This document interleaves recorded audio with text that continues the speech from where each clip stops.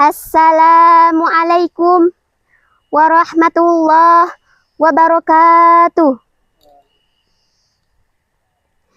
Alhamdulillahilladzi kataba alaina siyama fi syahri Ramadan wa dha'afal ujura liqaimihi bi'amalil birri wal ihsan. Wassalatu wassalamu ala sayyidina Muhammadin asyrafil insan wa ala alihi wa ashabihi ahlil fadli wal irfan. Amma ba'du. Faqala Allah Ta'ala fi kitabihil karim. A'udzu billahi minasyaitonir rajim. Bismillahirrahmanirrahim. Ya ayyuhalladzina amanu kutiba alaikumus syamu kama kutiba alal ladzina min qablikum la'allakum tattaqun. Qala an-nabiyyu sallallahu alaihi wasallam Bunyal Islamu ala khamsin syahadati alla ilaha illallah Muhammadur Rasulullah wa iqamis shalah wa ita'iz zakah wa hajjil bait man istata'a ilaihi sabilan wa shaumu Ramadan. Sahabat fillah yang semoga dirahmati oleh Allah. Marhaban ya Ramadan. Bulan Ramadan adalah bulan yang penuh dengan keberkahan.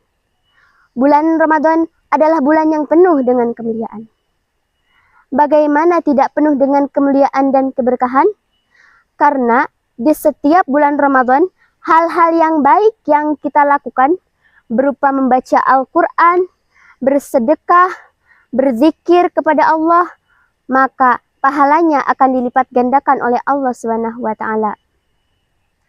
Begitupun sebaliknya, ketika kita melakukan suatu perbuatan kemaksiatan, kejahatan, dan kemunkaran, maka Allah pun akan melipat gandakan dosa yang telah dilakukannya. Na'udzubillahi min dzalik. Ada 3 golongan orang-orang yang menyambut kedatangan bulan Ramadan. Yang pertama-tama yaitu orang yang gembira dan senang akan kedatangan bulan Ramadan. Siapakah itu? Yaitu orang-orang yang beriman dan bertakwa kepada Allah Subhanahu wa Ta'ala. Yang kedua yaitu orang yang gembira, tetapi perasaan ia sedih karena kedatangan bulan Ramadan. Siapakah itu? Yaitu orang-orang yang sedang sakit, orang-orang yang sudah tidak mampu untuk berpuasa lagi. Yang ketiga yaitu orang yang sangat benci dan sangat menghinakan akan kedatangan bulan Ramadan.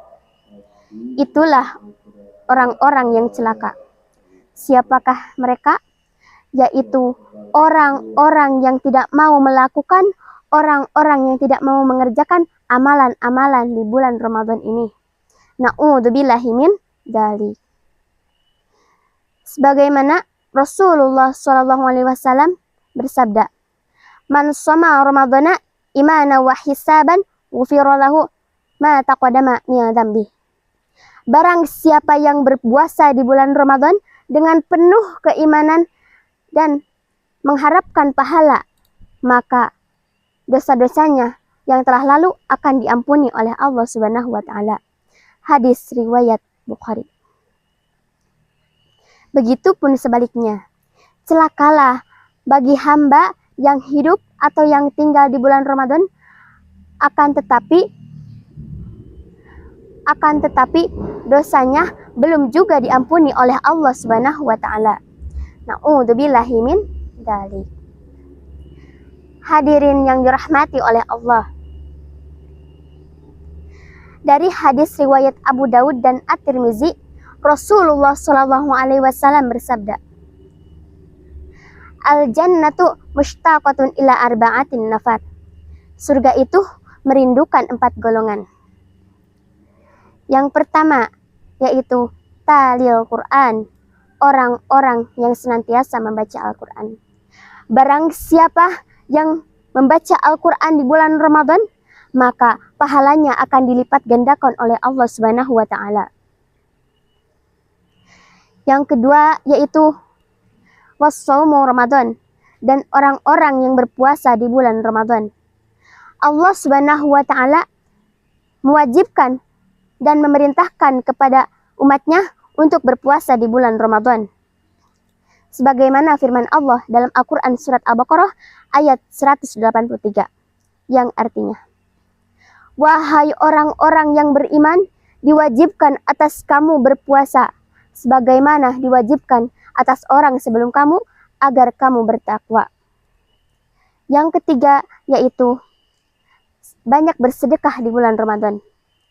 Bersedekah di bulan Ramadan berupa makanan-makanan halal, minuman-minuman halal yang diberikan kepada orang yang sedang berpuasa.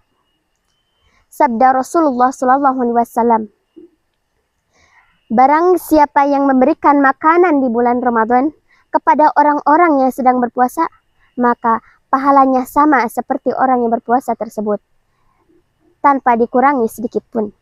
Hadis riwayat Tirmizi. Yang keempat yaitu menjaga lisan kita.